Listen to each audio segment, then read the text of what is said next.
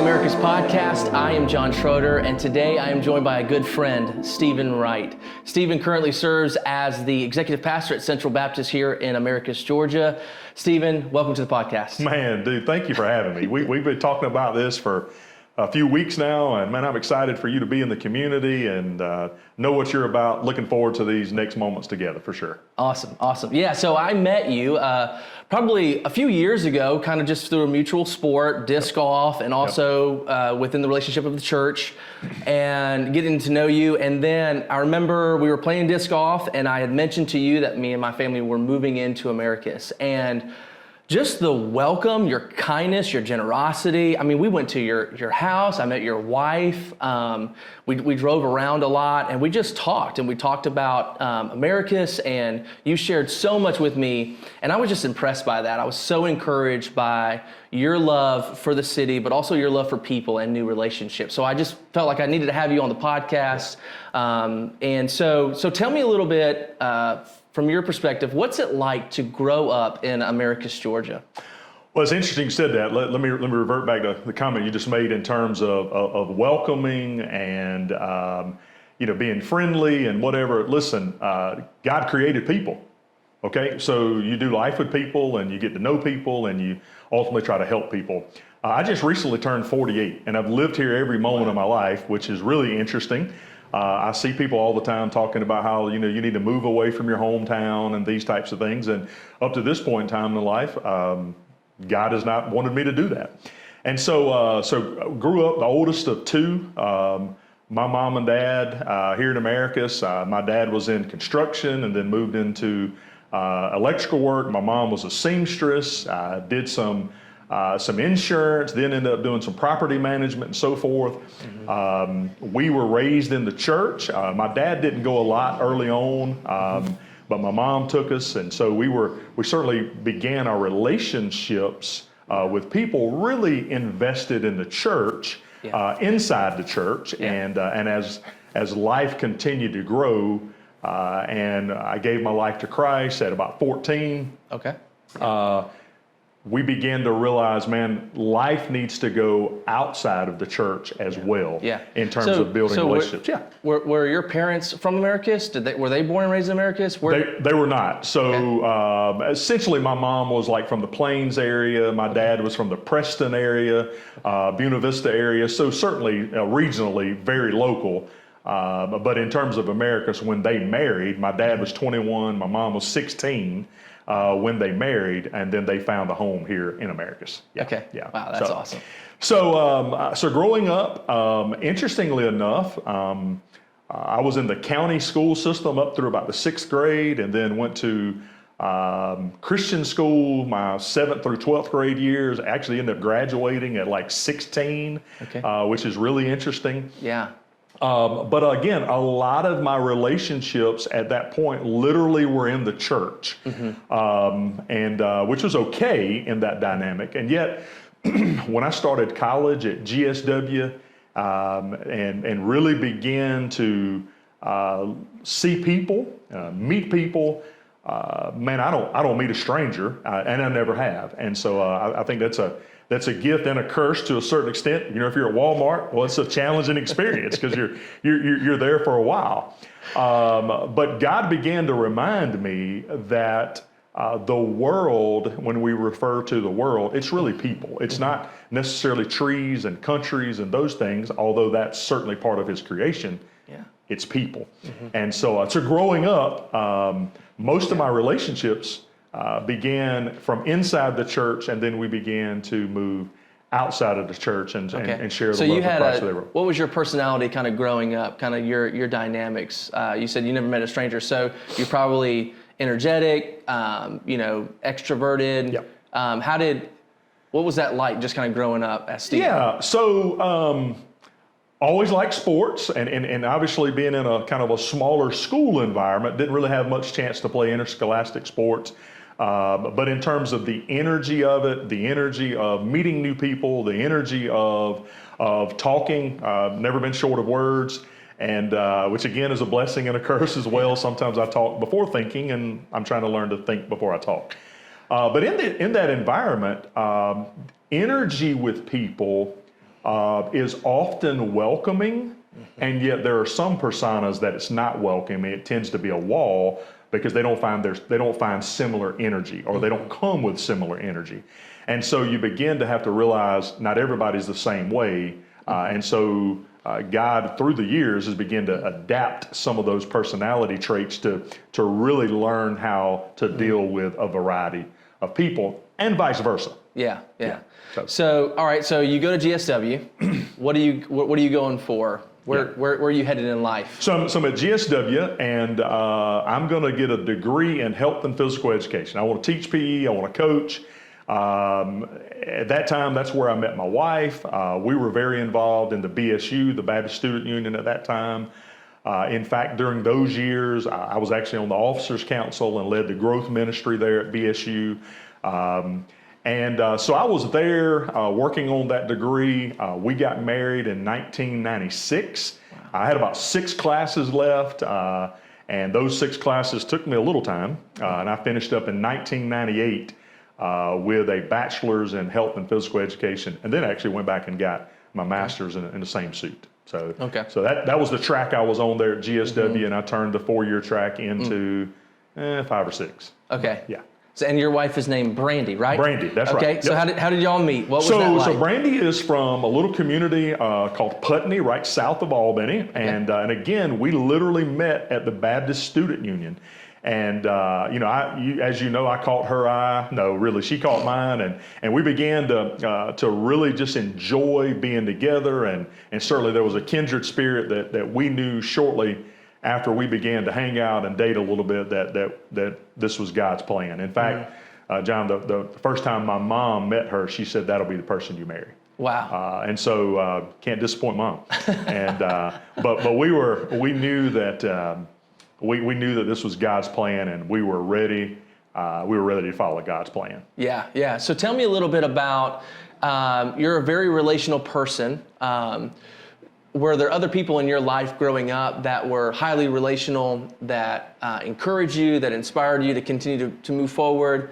What was that like? Who were people that inspired you to just continue to be who you were, who God called you to be, but also just showed you what really good relationships look like? What's it like to be a good neighbor? Yeah. Well, I think, first of all, I saw it in my house. My mom is very relational. And is certainly a giver, certainly wants the best for everyone, whether they're in her circle or outside of her circle.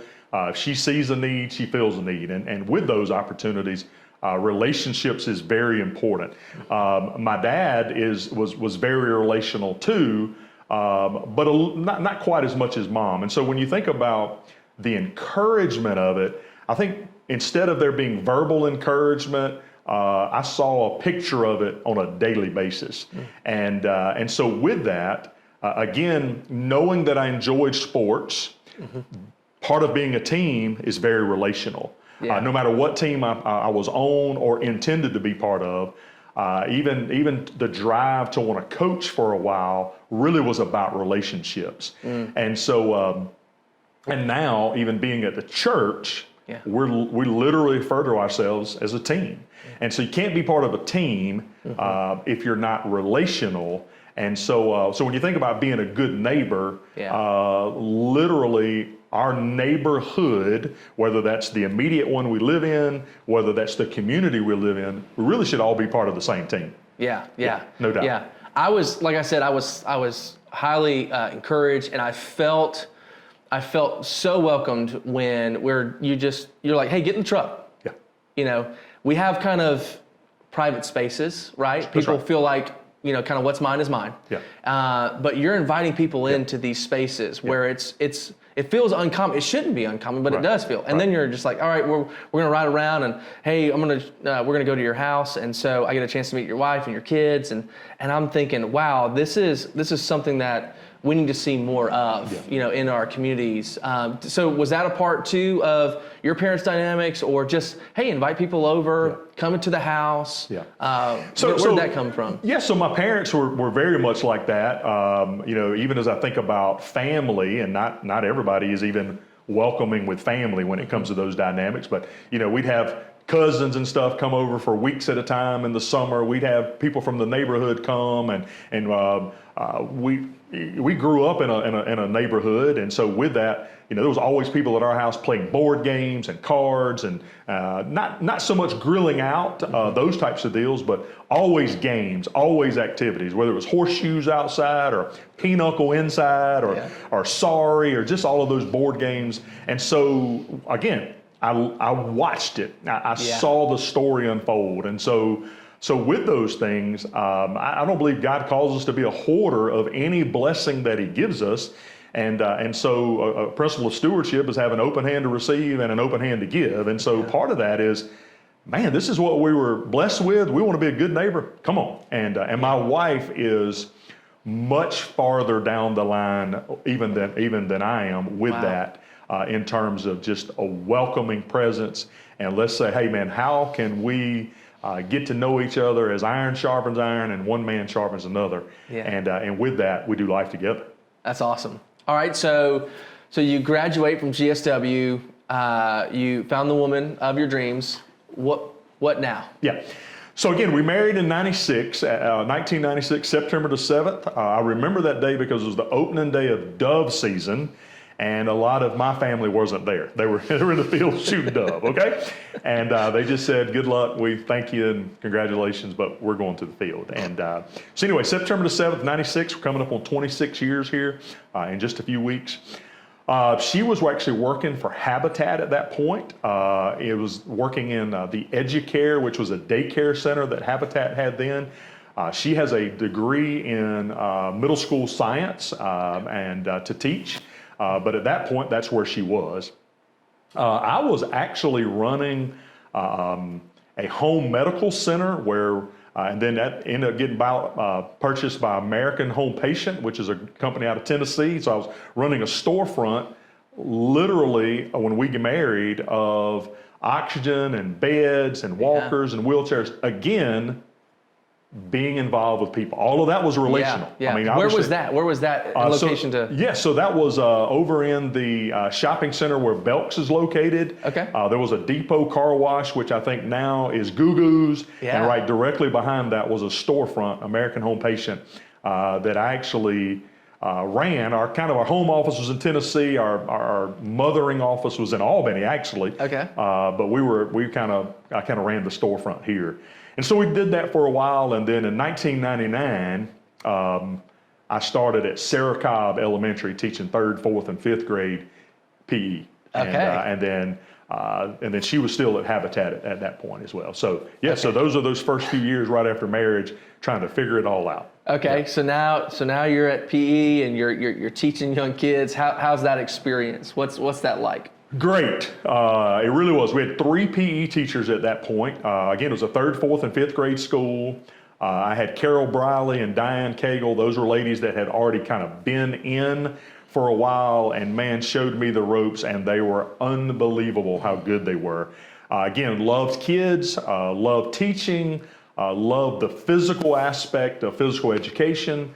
Love being indoors and yet love being outdoors, the combination of it all. So, man, it really, really went well.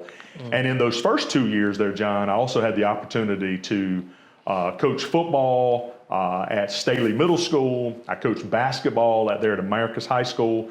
And 1 year I actually coached tennis. You knew they were scraping the bottom of the barrel. And then year 3 there at Sarah Cobb is when we started the basketball program at South Georgia Tech. Wow. And so I taught PE at Sarah Cobb and then coached out at South Georgia Tech that last year I was at Sarah Cobb. Okay. So did you already have a lot of this, seems like those dynamics, there's a lot of networking, just getting to know people. Obviously people saw your energy, they saw your relation capacity, they saw your love for sports. So do you feel like Americus was welcoming of you and your family as you continue to step into Americus, all that kind of stuff? Absolutely. The one thing that is that I think is true is, again, I don't meet a stranger. I'm very loyal, very truthful, and work very hard. And so those combinations, I'd like to think, really translate everywhere. And so sometimes, although people would be a little bit hesitant because, again, man, I'm kind of out there. And so that literally causes some people to be a little bit standoffish initially. And then when they realize, man, no, I love people and love life and want to get right in there in the trenches with you, it became an open landscape to just do whatever needed to be done. At whatever job, at whatever relationship, at whatever hobby, at whatever church. And so God really tied the knots on all of those opportunities for sure. That's awesome. Yeah, I think, I've noticed too, you mean what you say, you're very straightforward, and that love for people, it's almost like if you look at a wall and you're thinking, oh, I can't get in, the reality is that you're kind of the wall that protects people. Like you love people so much that you're a wall in that sense. Yeah. But it's not to keep people out. It's to help people. And I love that. I love that about you. And that's what I feel. Like I said, as I've kind of stepped in, you've always looked at it as, this is another person that's for the people here. How do we help? How do we resource? What do you need? Which has always been a huge encouragement to me. So, all right, so you're doing 3rd, 4th, 5th grade. Where do we go next? Yeah, so again, the basketball program at South Georgia Tech started in 2001. Okay. Chris Wade, who was the basketball coach at Americus High, who I worked with, got the job at South Georgia Tech. Now, I want to back up just a couple of years. So I graduated in 1998, and I basically go over to Chris Wade, who I knew he was an acquaintance, but didn't know him well. And so I knocked on his office door, and John, I remember as if it was yesterday, I said, hey, Chris, Stephen Wright, you don't know me well, but we know of each other. And I just finished, I'm going to be teaching school, and I'd love to coach basketball. This was his immediate response. Well, I just lost both of my assistant coaches. I'm looking for an assistant coach. Can you show up in the morning at 6 o'clock to watch film? And that's how my basketball career started. A guy that trusted me, a guy that taught me, a guy that loved me, and a guy that was very, very, very good when it come to teaching kids, knew the game, was a solid role model in those days for kids as well. So anyway, fast forward to then 2001, he gets the job at South Georgia Tech, asked me if I want to go with him.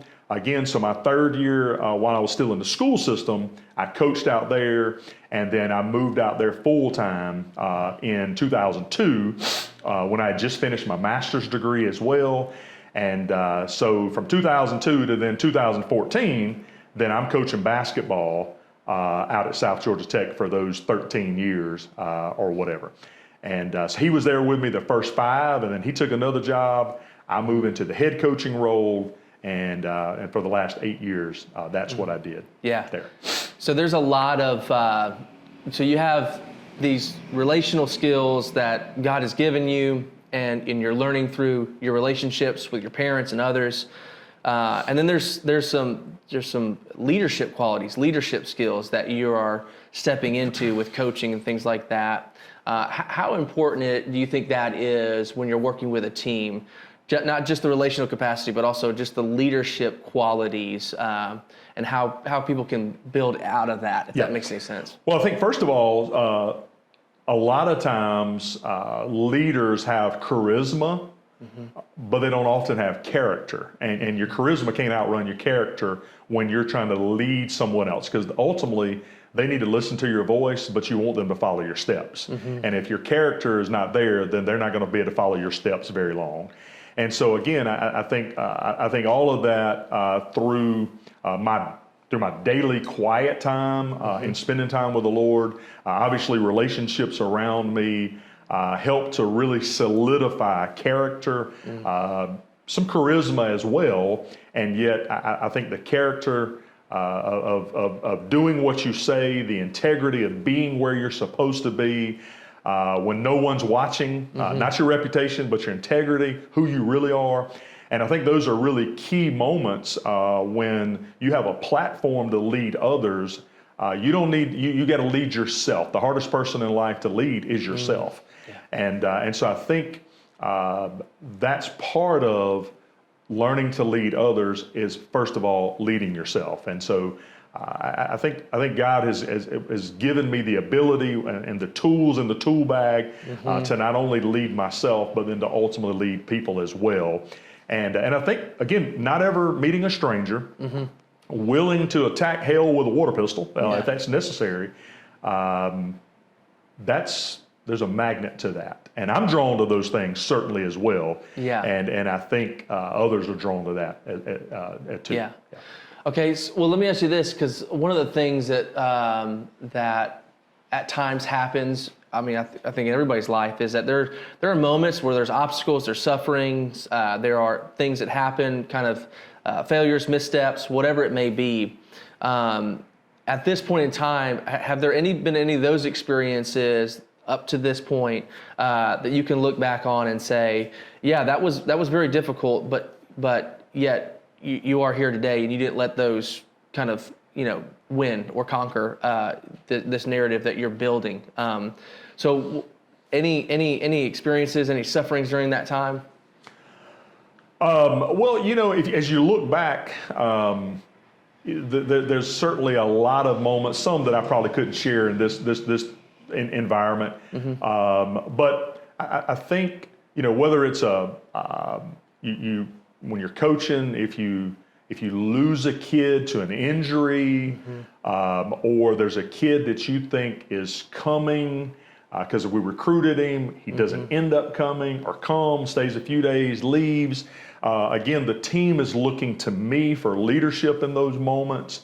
And so I think, and yet when you get on the other end of those things, you look back and you realize, man, he might not have been a good fit anyway. Again, I could really tell you, I could share several of those stories that you just wonder, okay, God, what am I missing here? Like, we spent all of this time, we spent all of this energy, all of this effort into this kid, into this family, into this scenario, and the kid doesn't come, or the kid does come and something happens back home and he leaves.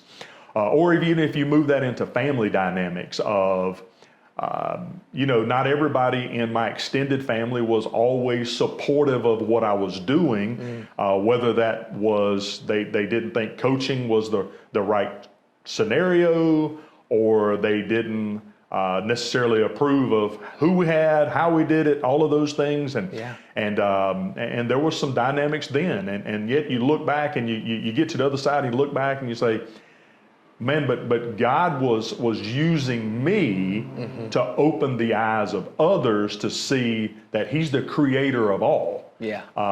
And we may not always agree on everything, but as a population, John, we often find the things that we disagree on and part ways, as opposed to just figuring out what do we agree on and begin to do life from that point. Yeah. And as opposed to just, let's don't divide. What can we agree on? What can we rally around on? And then build that neighborhood from that point. Yeah. And so again, I don't know if that answered your question or not. That's good. But I think I was asked recently, do you often do self-reflection? Which I think is a great characteristic. And of course the answer is yes. And so I'll get down the road and look back at, man, why did that happen? Or why did that not happen? Or why did I say yes? Or why did I say no? And how did those things play out? And I think those are very key ingredients as well to our continual growth as a person. Yeah, yeah. I would say too that, the whether it's media or just the way that things are happening is we're too busy focusing on what's dividing us, no doubt. Right? And so starting there as far as a relationship, and again, being a good neighbor is finding ways in which to engage to build a relationship in which you can disagree in a healthy way. That's exactly right. So I need to love you enough, because there's going to be points and moments where it's going to be really messy. Yeah. And I need to know that I'm here for you, whatever that looks like. Right. But it's almost seeming as if, no, we need to find the most disagreeable things and let that kind of define us, So okay, so what was your record? 2014, you ended the Wright basketball? No, I ended basketball in 2014. John, I'll be honest with you, I couldn't tell you what my record was. I really could not tell you what my total record was. I do know that my last year, we were 29-5. I do know that. Lost in the Sweet 16 in the national tournament in Kansas. And so my last day at South Georgia Tech, which was, by the way, 13 of the greatest years of my life. They really were. But my last day there was April 30th, 2014. Yeah. Great people that I worked with and worked for. Is that what made it great? Without a doubt. Yeah. President Sparky Reeves was, he wasn't the guy that hired me. It was John Johnson that hired me, and then he retired, and then Sparky Reeves jumped into to that role. Absolutely the most personable guy in a significant leadership role that I've ever met. Wow. A lot of times, the higher up the ladder people are, the less their personal skills are for a lot of reasons, whether they feel like they have to be vulnerable or whatever the case is. He was not that way. So again, another picture that I was able to see every day and work with, and my life will always be indebted to him. I mean, just unbelievable. Another guy there, Wally Summers, was a vice president of economic development. Very similar in nature. Would get right out and do the physical labor with you if necessary, but was all about building up other people. Was in fact one of his mottos, not only with relationships, but obviously work in general, was to undersell and over-deliver. Yeah, that's good. And boy, he showed me a great picture of that every day. So just two great men in terms of relationships. We didn't agree on everything, but it didn't matter. Yeah. We were for the cause of helping others. We were for the cause at that point of growing South Georgia Tech, which just happens to be here in the neighborhood of Americus. So if you're growing one entity of the community, you have a great chance of growing the community itself. And those guys were just phenomenal. Both of those are retired now and still living here in Americus. Touch base with them very frequently. But just men that, again, I was able to see a picture of this is what it's all about. When you look at people and you look at a neighborhood and you look at doing life well with others, those guys were a great picture. Yeah. And it's amazing too, because they probably didn't notice the impact that it was having on you or your parents. They were just kind of being who they were. They were doing the best they could. And they were probably at times they would wake up and go, I don't know if any of this stuff is working. I don't know. And yet here you are saying, I see it. It mattered to me. It influenced me. That's right. And so, just the encouragement that, some people might say, I've been doing this for years. Yeah. And what does it all mean? There are people that are paying attention. Yeah, no doubt. They're looking for models, No doubt. To that. So, okay, so 2014, so how do we get to executive pastor of Central Baptist? Yeah, so interestingly enough, I had a conversation with Brian Myers, who is the pastor at Central today, and he was the pastor then. September of 2013, he approaches me. Our families have been best friends for a while, for quite a few years now. Our kids kind of grew up together, similar ages. Our wives are best friends. Just really an anomaly in today's society when you have men that are best friends, wives that are best friends, kids that are best friends. That's just an anomaly. And so, so anyway, he approached me September 13. There was a vacancy on staff and wanted to know if I would come on staff and basically help him run the day-to-day operations. Now, interestingly enough, John, one of my, again, God-given attributes is organization. It can be very detailed, very organized. And with the day-to-day operations of who we are at Central, you need someone in that role. And at that particular time, he talked to me about that. So September 2013, and I said, here's the deal, Brian. I'm going to entertain the thought, but we're too close to basketball season for me to walk away. It's September. Basketball kicked off with practice around 1st of October, season around the 1st of November. No way I could put the school in that tough of a spot. Again, especially when you know the relationships that I just mentioned to you as well. He certainly understood that. In fact, encouraged me not to really even consider it as an immediate transition, but what could happen after the season. And so we had those conversations somewhere around the 1st of December of that year, 13. I knew that was probably going to be the next step. I began to meet with President Reeves in January, February, March, kept him in the loop on everything. And so then I stepped into that role May 1st of 2014, and obviously have been in that role ever since. And so I didn't step into that role to actually preach. That was never really the design, although I've done that a couple of times in my tenure there. That was never the design. He wanted me to come in and help to oversee the day-to-day operations, budgets, facilities, personnel, those types of deals, and then do whatever he needed me to do. And that's what we've done. And up to this point, we think we've done it well, and plan to continue to do it well. So that's how I stepped into that role. How did Brandy feel about that transition? She sees you enjoying basketball and the team. You got kids. You know, what was that like for them? Yeah, well, it's interesting you ask, because one of the things that where Brandy and I are a little different is change is a little bit nerve-wracking to her. She enjoys the steady flow of life, and change is a little bit nerve-wracking. And so I remember when she and I were talking, and her question to me, John, was, well, what does this mean for me? And I understand that. And so I assured her that the church would certainly say yes to her before they said yes to me. She had already been there serving. I mean, I've been part of Central since 1995. We married. She obviously became part of the church then, and has been loved by all, and rightfully so. Has certainly a servant's heart, and has continued to serve until this day in children's ministry. I remember the conversation having with my kids, when again, that's all they knew. All they knew was me coaching.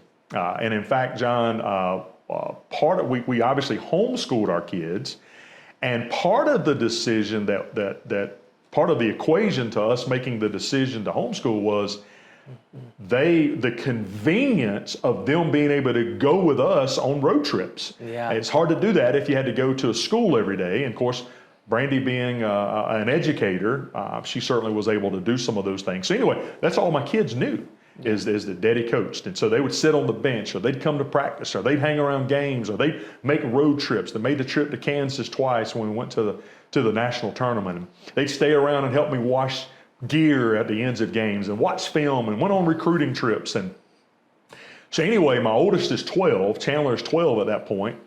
In January of 13, he's 12, and I tell my kids, hey, here's the deal. There's a great chance that this is my last year coaching. I think the Lord is moving me to the church, and I want you to enjoy it.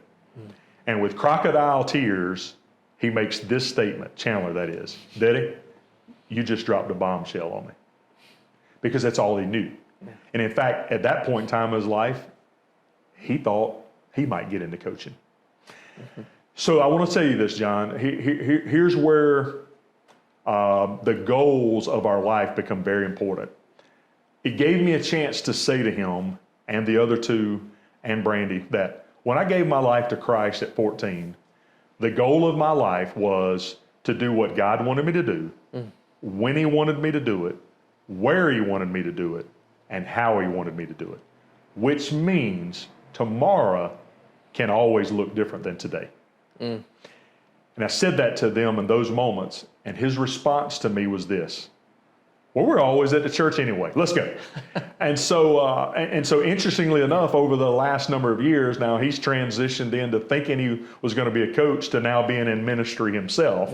And so, again, relationally, I had some folks look and say, man, you were 29-5. Like, what are you doing? Most of those kids are coming back. You got a great chance to repeat and go back to the national tournament. And it gave me a chance to say the same thing to them. Is no, really the goal of my life is to do what God wants me to do. And with that, our scenery may be a little bit different. Doesn't mean that our conversations are different. Doesn't mean that we're changing the mission but the path or the city or the home or the work location just might be different. That's good. Yeah. That's good. Yeah. So, all right. So we're up to today, and I, as a new person coming into Americus, I have felt, like I said, very welcomed. Man, it's a good place. We love downtown, and we're just constantly looking for, community. And I know that in a small town, there's pockets of community. You're one of the people that you have an act for building new relationships, and I think there's some obstacles for people to build new relationships. Whether it's their past experience, they've had bad relationships, and so new relationships seem intimidating or fearful or dreadful.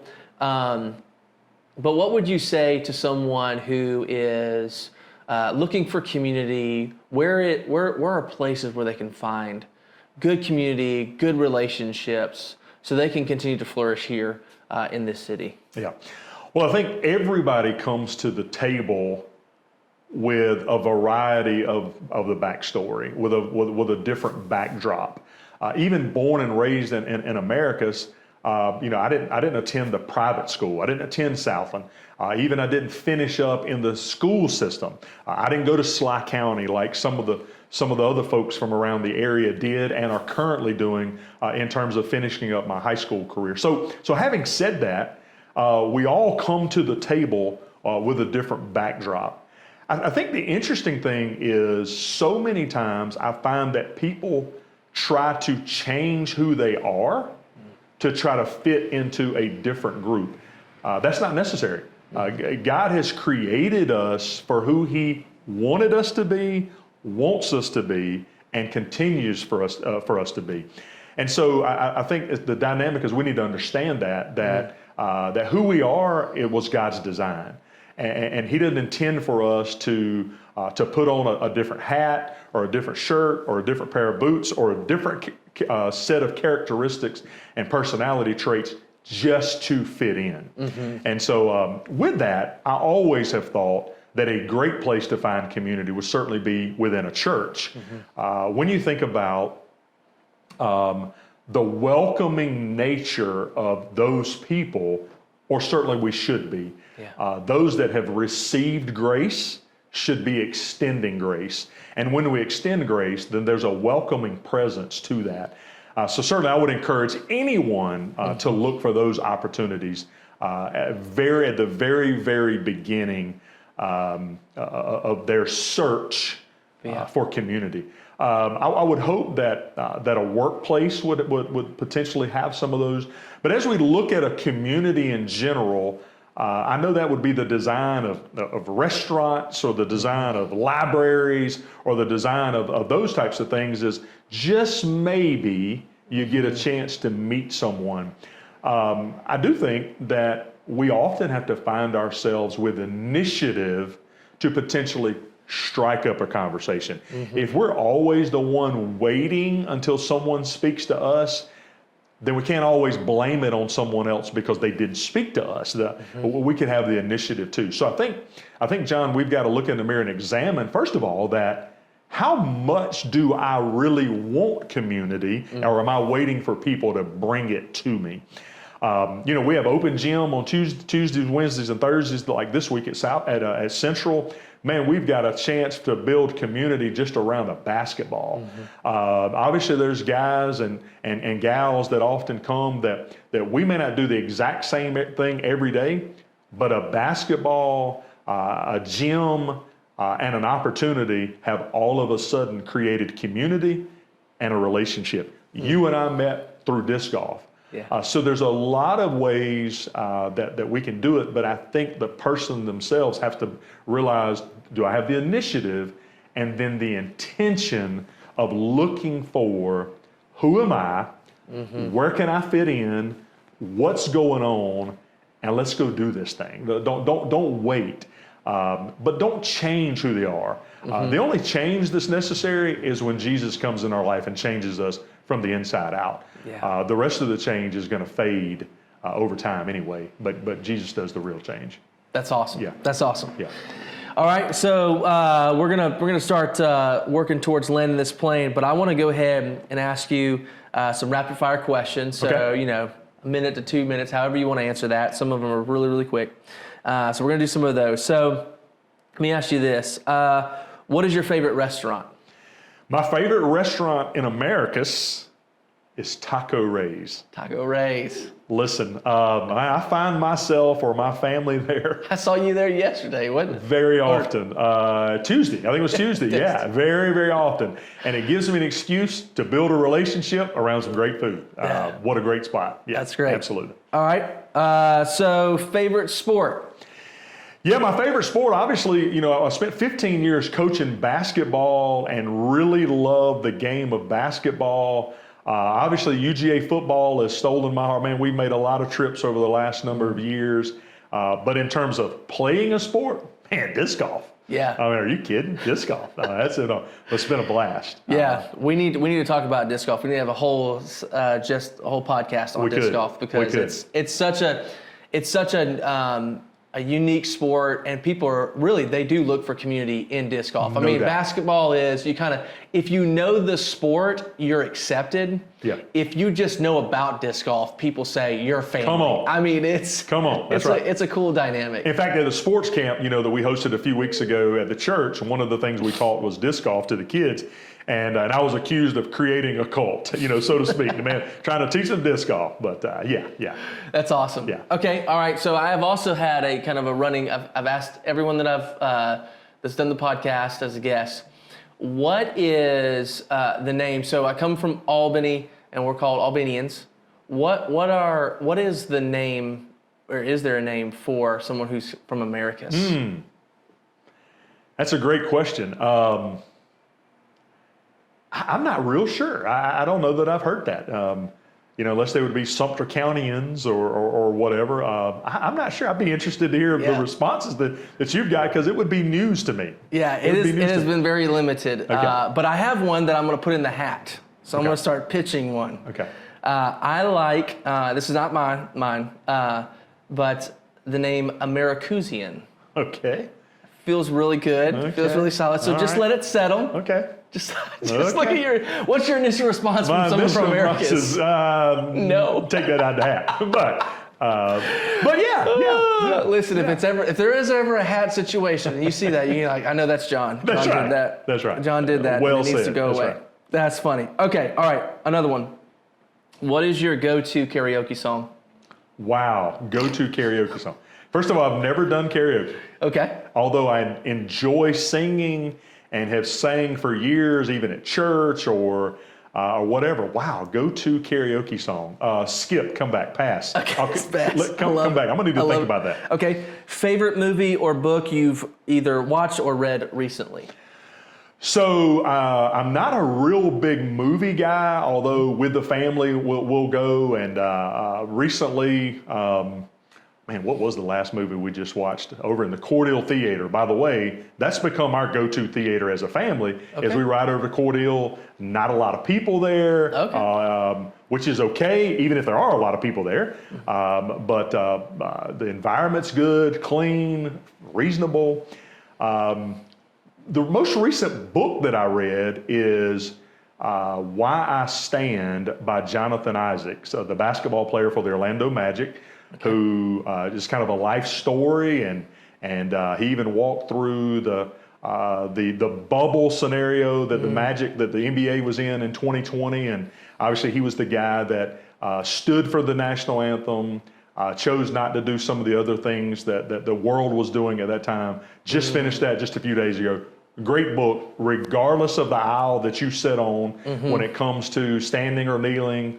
Regardless of the social aspects of life you stand on, great book. Nice. But I think in terms of movies, we found ourselves over the last few years really into the Marvel movies. Yeah. And I think the most recent movie we watched as a family would have been Maverick. Okay. The Top Gun. Top Gun. Yeah. And it was a good one. That's good. Yeah. That's good. All right. Okay, best advice you ever received?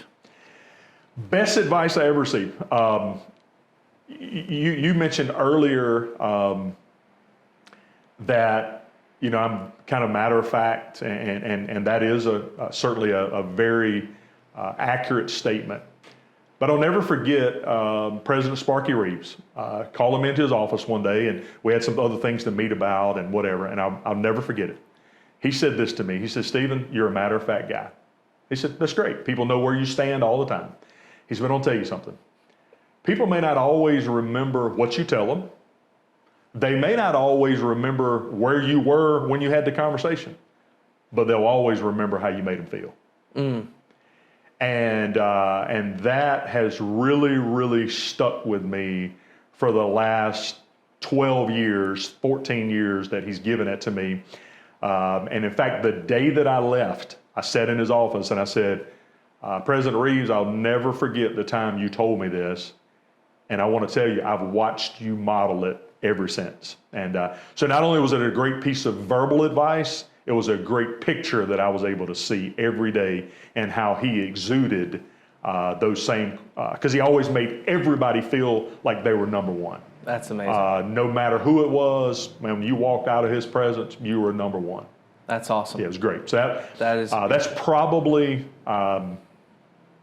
other than reading scripture and hearing what the Lord says, that's probably the best piece of advice I've had. Love it. Yeah. Love it. All right, go to karaoke song. Coming pass. Back. Oh, no, I guess I don't have the option to pass. Man, John, I don't know. I wouldn't tell you. Happy birthday. Okay, happy birthday. Okay, we'll do it. Yeah, that's good. Yeah, happy birthday. Yeah, I could probably do that. Yeah, that's pretty good. Pretty good. Is it your birthday? No, it's not. Okay. Is it Prabhu's birthday? No. Okay. Nope. But I could probably go to that. Yeah, I could probably do happy birthday if I had to do that. But love it. All right. So we've talked a little bit about this idea of, again, relationships and neighboring. What would you say? What are either qualities or definition of a good neighbor? Well, I think if we're going to even take it back to the Bible just for a moment, where the two greatest commandments, love the Lord God with all your heart, mind, soul, and strength, and then love your neighbor as yourself. We are a world and certainly a society, and then bring it to the local neighborhood that really loves ourselves. To the point that even back to, referring to what I mentioned earlier when we talked about looking for community, I think often we aren't even truthful with ourselves. We love ourselves so much that we won't be truthful, and we wait for others to step into our life, and then if they don't, we stiff arm them because they didn't. Being a good neighbor is me looking at others, recognizing how much I do love myself to the point that I want to eat right. I want to enjoy life. I want to be with you because I think you being with me is going to be enjoyable for you because I love myself that much. I think it's very welcoming. Never meeting a stranger. I do think that we should still be building community where a handshake still means something, where our word still means something. And then as a result, if there's a need, how can I fill a need? You're sick? Well, can I go get your medicine? We just done that recently for folks in our neighborhood that was down, couldn't come out for a couple of days. Hey, give me your prescription. Let me go to get your prescription. Let me go get your food. Give me your shopping list. Let me go buy groceries for you. Whatever it takes. And so even as, this is not my karaoke song, but there was an older song that I remember hearing years ago that even Jesus looked beyond our fault and saw our need. And so as we think about the potential things with our neighbors or our friends or our community or whatever that just might be different, let's look beyond that and see the need. And we all need each other. And so I think wrapping it up in simply a sentence is to be a good neighbor is to love them like you love yourself and be willing to feel whatever need to make them walk away feeling like they're number one. Yeah, that's awesome. Yeah. That's awesome. Well, thank you so much, Stephen, for being a part of the podcast. It means so much to me. Yeah. So. Yeah, John, I thank you, man, for coming to Americus. I'm looking forward to rubbing elbows with you and getting in there and doing some work with you and helping you grow, helping the family even plant deeper roots here as well. And, there can't be enough men in today's world to share Jesus with people. Can't be enough. And so I thank you for being one of those men and looking forward to growing here with you as well. I like it. Thank you. Yep. Thank you. All right, so we're good. Man, dude, that was great. Karaoke. You got to give me a little. See, but they're rapid fire, man. They are rapid fire. Hey, listen to me. Every other question, you completely crushed.